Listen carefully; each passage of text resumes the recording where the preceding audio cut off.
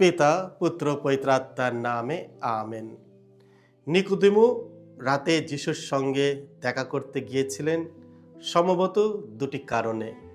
প্রথমত, তিনি সতর্ক ছিলেন এবং প্রকাশ্যে যিশুর সঙ্গে নিজেকে যুক্ত করতে প্রস্তুত ছিলেন না। কারণ অনেক ফরেশি যিশুর শিক্ষার বিরোধিতা করতেন এবং তাকে বিশ্রামবার ভঙ্গকারী বলতেন। আর দ্বিতীয়ত, তিনি হয়তো মনে করেছিলেন যে রাতে ব্যক্তিগত ও নিরিবিলি আলোচনার জন্য সবচেয়ে উপযুক্ত সময়।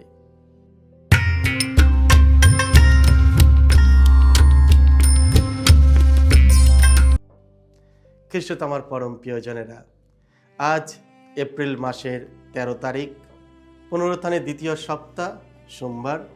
আর আজকে ডেলি মান্না ঈশ্বরের বাণী প্রতিদিন নেওয়া হয়েছে সাধু যোহন রচিত মঙ্গল সমাচার থেকে 3 অধ্যায় 1 থেকে 8 পদ। এসো আমরা ভক্তিভাবে আজকের এই বাণীটি শুনি। নিকোদেমু নামে একজন ফরিসি ছিলেন। তিনি ছিলেন ইহুদিদের একজন সমাজ নেতা। একদিন রাতের বেলায় তিনি যিশুর কাছে এলেন, বললেন, গুরু, আমরা ভালোভাবেই জানি আপনি ঈশ্বরের কাছ থেকে এসেছেন আমাদের ধর্ম শিক্ষা দিতে। কারণ আপনি যেসব অলৌকিক কাজ করে চলেছেন তেমন কাজ কেউ করতে পারে না যদি না ঈশ্বর তাই সহায় হন। যিশু উত্তর দিলেন, আমি আপনাকে সত্য সত্যই বলছি, নতুন করে জন্ম না নিলে ঐশ্বর রাজ্যে দেখা কারো পক্ষে সম্ভব নয়। নিকোদেমু বলে উঠলেন, যার বয়স হয়েছে সে কি করেই বা আবার জন্ম নিতে পারে? সে কি আবার মায়ের গর্ভে ফিরে গিয়ে জন্ম নিতে পারে? যিশু উত্তর দিলেন, সত্যি সত্যিই বলছি আপনাকে, জল থেকে ও পরম আত্মা থেকে জন্ম না নিলে কেউ ঐশ্বর রাজ্যে প্রবেশ করতে পারে না। দেহ থেকে যা জন্মায় তা দৈহিক, আর পরম আত্মা থেকে যা জন্মায় তা আত্মিক। আমি যে আপনাকে বললাম সকলকে নতুন করে জন্ম নিতে হবে, তাতে আপনি কি আশ্চর্য হবেন না? বাতাস যেদিকে ইচ্ছে সেদিকেই বয়ে যায়, আপনি তার শব্দও শুনতে পান, কিন্তু কোত্থেকে যে আসছে আর কোথায় বা সে যাচ্ছে তা তো বুঝতেই পারেন না।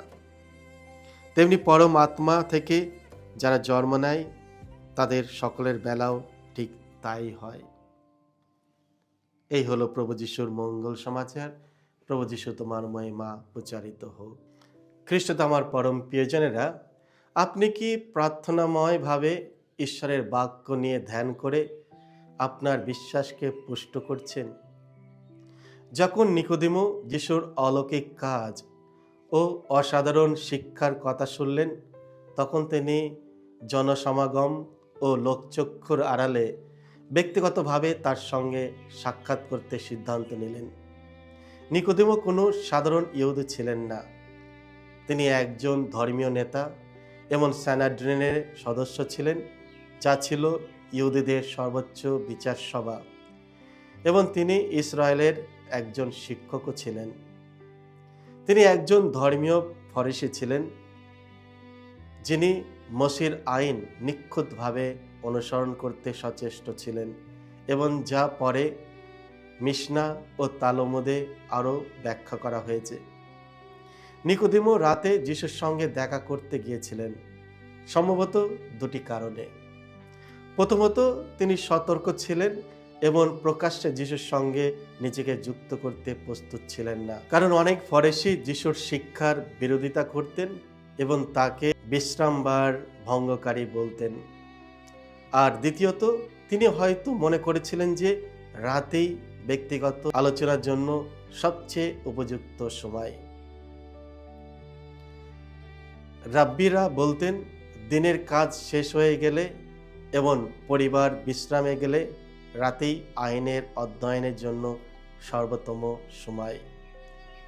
যখন নিকোদেমু যিশুর সঙ্গে দেখা করলেন, তখন তিনি তাকে গুরু বলে সম্বোধন করলেন এবং স্বীকার করলেন যে তার শিক্ষা ঈশ্বরের কাছ থেকেই এসেছে।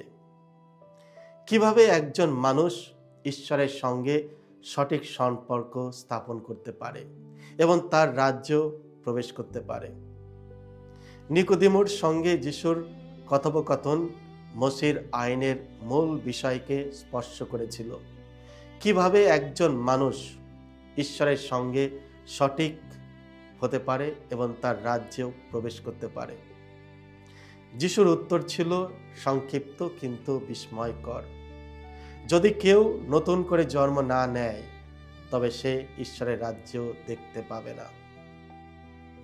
যিশু যে নতুন জন্মের কথা বলেছিলেন তা শারীরিক জন্ম নয়, বরং এক আধ্যাত্মিক জন্ম, যা সম্পূর্ণ নতুন, গভীর এবং ওপর থেকে, অর্থাৎ ঈশ্বরের কাছ থেকে আসে। যিশু বলেছিলেন, এই নতুন জন্ম ছাড়া কেউ ঈশ্বরের রাজ্যে প্রবেশ করতে পারবে না। খ্রিস্টে আমার পরম প্রিয়জনেরা, নিকোদিমো মনে করেছিলেন যে আবার জন্ম নেওয়া এমনকি আধ্যাত্মিকভাবেও অসম্ভব। তিনি হয়তো অভিজ্ঞতা থেকেই জানতেন যে মানুষের ভেতরে পরিবর্তন নিজের দ্বারা সম্ভব নয়। যিশু ব্যাখ্যা করলেন যে এই পরিবর্তন কেবল পবিত্র আত্মার কাজের মাধ্যমে সম্ভব। এই আত্মায় নতুন জন্ম বাস্তব এবং অভিজ্ঞতা সম্পূর্ণ। যেমন বাতাসকে দেখা যায় না, কিন্তু তার উপস্থিতি অনুভব করা যায় এবং শোনা যায়। পবিত্র আত্মার শক্তিতে নতুন জীবনের পুনর্জন্ম। আত্মায় পুনর্জন্ম লাভ করা মানে কি? যিশু যে নতুন জন্মের কথা বলেন তা হলো এমন এক আত্মিক জন্ম যা ঈশ্বরের শক্তির মাধ্যমে জীবনকে রূপান্তরিত করে।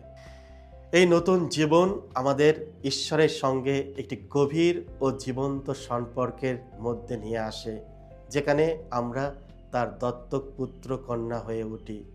রোমিও 6:4, 8:10-11। এই নতুন জন্ম সম্ভব হয় যখন কেউ খ্রিস্টে বাপ্তিস্ম গ্রহণ করে এবং পবিত্র আত্মার দান লাভ করে। ঈশ্বর চান তার সকল মানুষ পবিত্র আত্মার মাধ্যমে এই নতুন জীবনে নবীকৃত হোক। এই আত্মিক জীবন আমাদের ঈশ্বরের রাজ্যে নিয়ে যায়, যেখানে আছে ধার্মিকতা, শান্তি ও আনন্দ। রোমিও 14:17। ঈশ্বরের রাজ্য কি?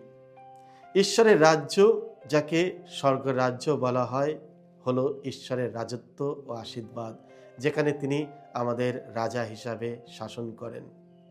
এটি সেই চিরন্তর ও পরিপূর্ণ জীবন যা ঈশ্বর তাদের সঙ্গে ভাগ করে নেয় যারা তাকে চিরন্তর পিতা, জীবনের উৎস এবং সৃষ্টির শাসক হিসাবে গ্রহণ করে। যিশু তার শিষ্যদের যে প্রার্থনা শিখিয়েছেন, যাকে আমরা প্রভুর প্রার্থনা বা হে আমাদের স্বর্গস্থ পিতা বলি, সেখানে তিনি ব্যাখ্যা করেছেন যে ঈশ্বরের রাজ্য হলো সেই সমাজ যেখানে মানুষ ঈশ্বরকে তাদের প্রভু ও শাসক হিসাবে স্বীকার করে এবং তার ইচ্ছা অনুযায়ী পৃথিবীতে জীবনযাপন করে, যেমন স্বর্গে হয়। মতি 6:10। আমরা ঈশ্বরের সন্তান এবং তার রাজ্যের নাগরিক। আত্মায় পুনর্জন্ম লাভ করা মানে সেই সমাজে প্রবেশ করা যেখানে ঈশ্বরকে সম্মান করা হয় এবং তার ইচ্ছা পালন করা হয়। যারা স্বেচ্ছায় ঈশ্বরের শাসন গ্রহণ করে তারা তার স্বর্গীয় রাজ্যের নাগরিক এবং তার পরিবারের সদস্য, তার দত্তক পুত্র ও কন্যা হয়ে ওঠে। তারা সেই জীবনের অধিকারী হয় যা ঈশ্বরের কাছ থেকেই আসে, এক চিরন্তর জীবন যা প্রেম, শান্তি ও আনন্দময় এবং পাপ, দাসত্ব ও দুর্নীতি থেকে মুক্তি দেয়। আপনি কি এই নতুন জন্মের আনন্দ ও স্বাধীনতার অভিজ্ঞতা লাভ করছেন যা যীশু খ্রিস্ট আপনার জন্য অর্জন করেছেন? এসো আমরা সেই পুনরুত্থিত যীশুর ওপর বিশ্বাস রাখি, যার মাধ্যমে আমরা নতুন জীবন লাভ করেছি। সকলকে জয় যীশু। ঈশ্বর আপনাদের সকলকে আশীর্বাদ করুন।